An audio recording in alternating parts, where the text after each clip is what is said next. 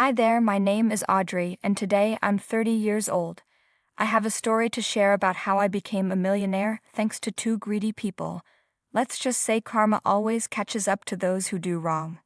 I first met my husband Gavin during a work trip organized by our office. We were both heads of different departments in the company, but had never met before. On the trip, there were various activities including games and sports. I got hurt during a volleyball game and sprained my ankle. Gavin quickly helped me and carried me to the infirmary to get first aid. I thought he was very kind and wanted to get to know him better. When we got back from the trip, I reached out to him and asked if he'd like to go out for coffee. He agreed right away, and we set a date to meet at a local cafe. During the date, we talked about the trip, our interests, and our families. I realized that Gavin and I had similar tastes in sports, TV shows, and hobbies. Gavin told me he was very close to his mother, Meg, and visited her at least twice a week. He said, I've always been really close to my mother. We make it a point to see each other at least twice a week. I replied, that's sweet. I'm glad you have a good relationship with her. What about your father? Gavin's face changed and he said, well, he left us a few years ago, and we don't have much contact. I asked, is everything okay between you two? It's complicated, Audrey. Let's just say it didn't work out. What do you mean? He's your father, not your boyfriend. Yeah, but he wasn't very helpful, so my mom and I left. Not helpful how? Financially or emotionally? You know what, we have a lot of other things to talk about. Can we please move on? Oh, of course. I'm sorry. I didn't mean to pry. I just wanted to get to know you better. We can talk about something else. I didn't think much about it and figured it was just a sensitive topic for Gavin. I was sure he'd open up more as we got closer. After that day, we met up a few more times over the next few weeks, and even at work, I started having lunch with him daily. In a few months, we became very close and things got serious. I knew his birthday was coming up, so I decided to plan a surprise party for him. I got our friends to help with the planning and guest list. Since I knew how close Gavin was to Meg, I thought it made sense to invite her to the party too.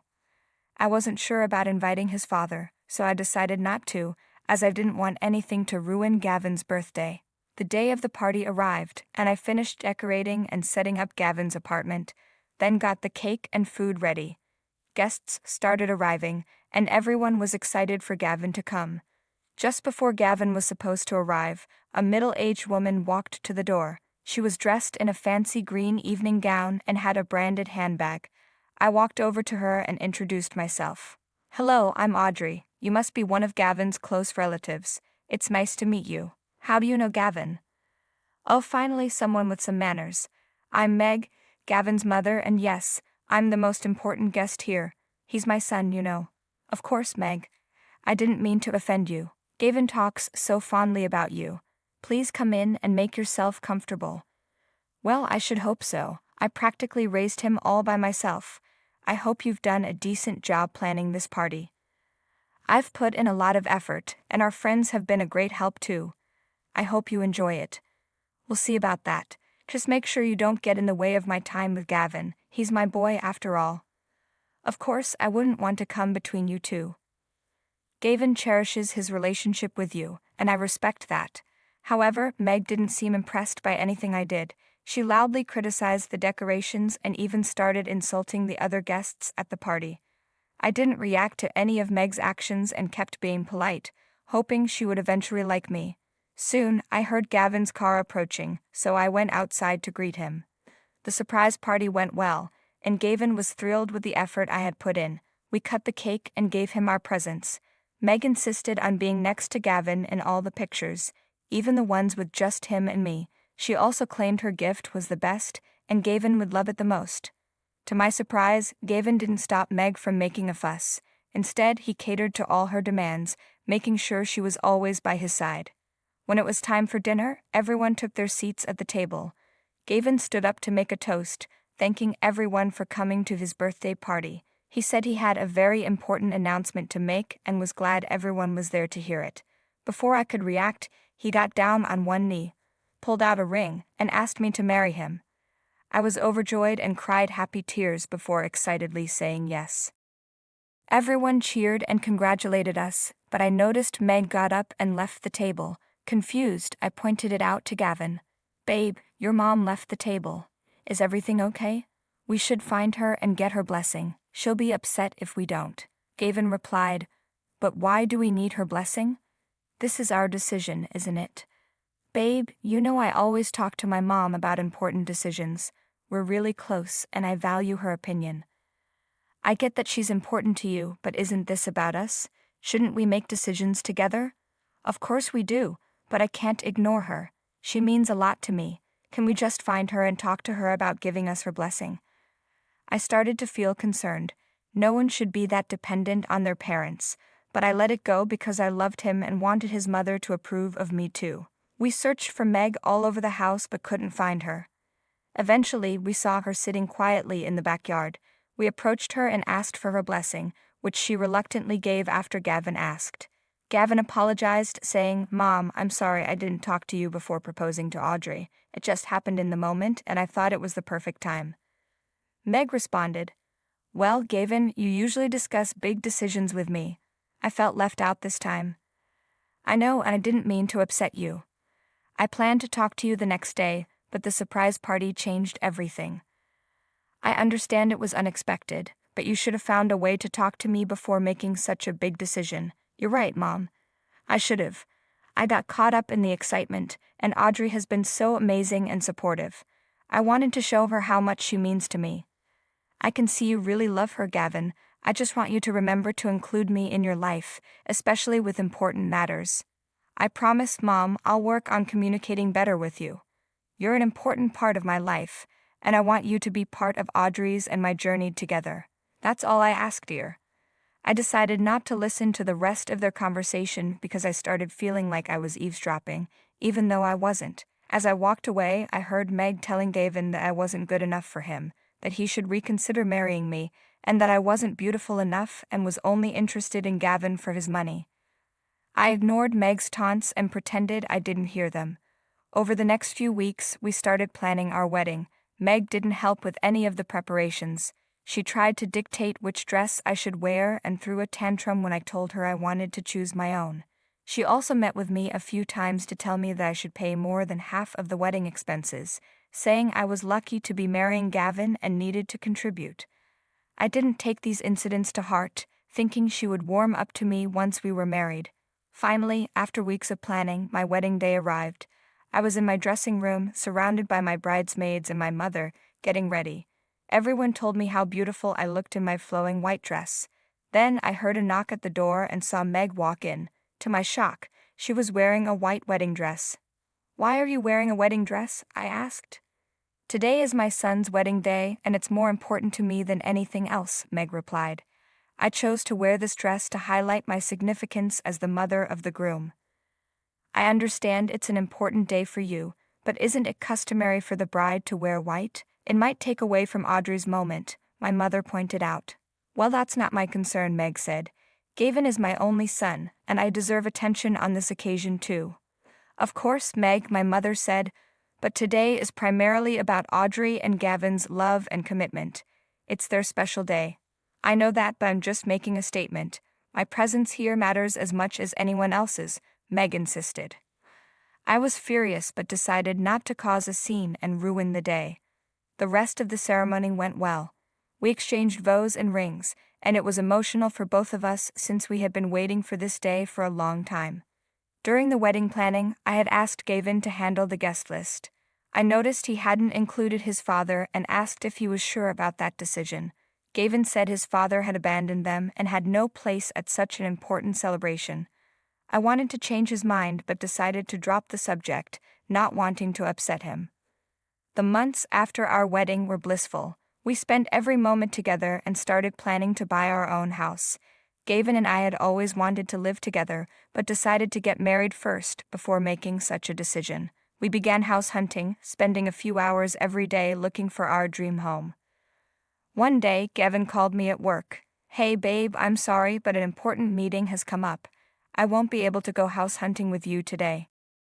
No worries, darling, it happens. Don't stress about it. I can handle it on my own. Oh, thanks for understanding.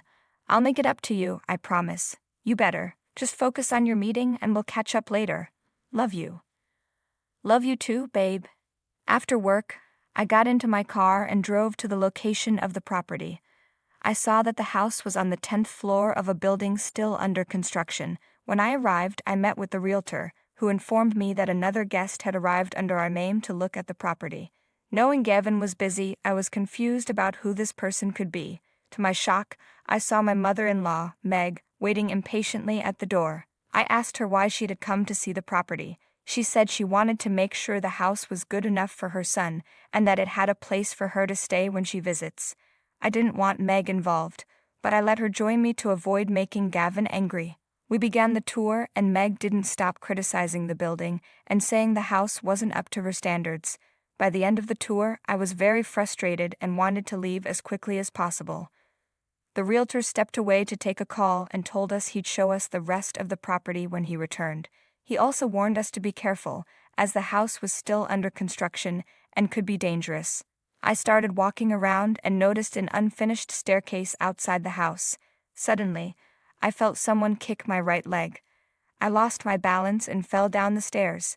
I couldn't move and felt bruises on my arms and head.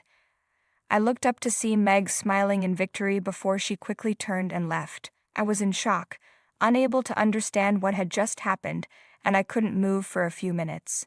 Eventually, I found my phone in my pocket and called an ambulance. As I was taken to the hospital, I couldn't stop thinking about how Meg had tried to push me down the stairs to injure me. I had been nothing but kind to her, and her behavior left me both sad and angry. At the hospital, I underwent first aid and several scans. I tried calling Gavin multiple times, but he didn't pick up. The medication made me drowsy, and I eventually fell asleep. The next morning, I tried calling him again. This time he answered, but his reaction was far from what I expected. Instead of concern, he sounded angry and accused me of lying. "I can't believe you're lying about this, Audrey," Gavin snapped. "You expect me to believe my own mother pushed you down the stairs?" "Gavin, I'm not lying. Meg kicked me and I fell. She deliberately hurt me," I pleaded. "You're just trying to cover up your actions. My mother said you were being aggressive. She would never hurt you for no reason," he retorted. "I can't believe you're taking her word over mine. She's been manipulating you, Gavin," I cried. "Stop it. She would never lie to me. She's my mother. I thought you loved me and trusted me. But now I need to be with her. She's in shock because of what you did," he said coldly. "You're choosing her over me, Gavin? After everything we've been through?" I asked, heartbroken. "You brought this on yourself, Audrey. Maybe you deserve this for what you did," he replied. I couldn't believe what I was hearing. I began to cry and ended the call, overwhelmed with grief and disbelief. For the next 2 days, I was in shock. My injuries started to heal, and my parents visited, shocked at Gavin's reaction. My father suggested I look into Gavin's father, suspecting there was more to the story. Taking his advice, I hired a private investigator and contacted Gavin's father, Neil. At first, Neil was confused about who I was, but he soon understood the situation. I divorced Meg and left because she and Gavin were using me for my money. Gavin tried to steal from me by transferring my company into his name, Neil revealed. "Oh my goodness, I had no idea. That's terrible," I exclaimed. "Yes, it was a tough decision, but I couldn't let them take advantage of me any longer." "I want you to know that they're never up to any good," Neil warned. "Thank you, Neil. I believe you and I appreciate your help," I said. "I'm glad you do. I have a plan to handle this situation. I need you to get Gavin and Meg to visit you at the hospital tomorrow morning," Neil explained. "Why do you want them to come here?" I asked, feeling uneasy. "I need to confront them about their actions and protect you from further harm." "It's time they face the consequences," Neil said firmly. Despite my fear and reluctance to see either Meg or Gavin, I knew I had to trust Neil if I wanted justice. I called Gavin and told him I had a special gift for him and Meg to apologize. I mentioned it was expensive and that I wanted to make sure they received it. Hearing the word expensive, Gavin and Meg readily agreed to visit the hospital. The next morning, Neil arrived at the hospital with flowers. I thanked him for his help. Just as we finished our conversation, Gavin and Meg walked in. They froze in shock, staring at Neil. "Neil, what's this about? Why are you here?" Gavin demanded. "I couldn't stand by and watch you and Meg manipulate Audrey any longer," Neil replied. "Manipulate? We didn't do anything wrong. She's the one causing trouble, Meg protested. That's not true. Audrey has been through a lot because of both of you. It's time to end this charade, Neil said. Dad, you're ruining everything. Audrey and I love each other, Gavin argued. I divorced your mother because of your actions, Gavin. You tried to take advantage of me and my company. I won't let Audrey face the same thing. These are divorce papers, Gavin, so Audrey can finally be free from your toxic influence, Neil announced. Meg snatched the papers from Gavin and screamed when she saw the $40 million inheritance that was supposed to go to Gavin would now go to me. Both Meg and Gavin's jaws dropped, and they began arguing with Neil before resorting to begging him to change his mind. Neil stood firm, telling them they deserved this for trying to hurt someone innocent like me. He then called hospital security to remove them from the room, and they were dragged out. I had gone through hell, but finally I got my revenge. Afterward, I maintained a good friendship with Neil, grateful for his help in ending the nightmare.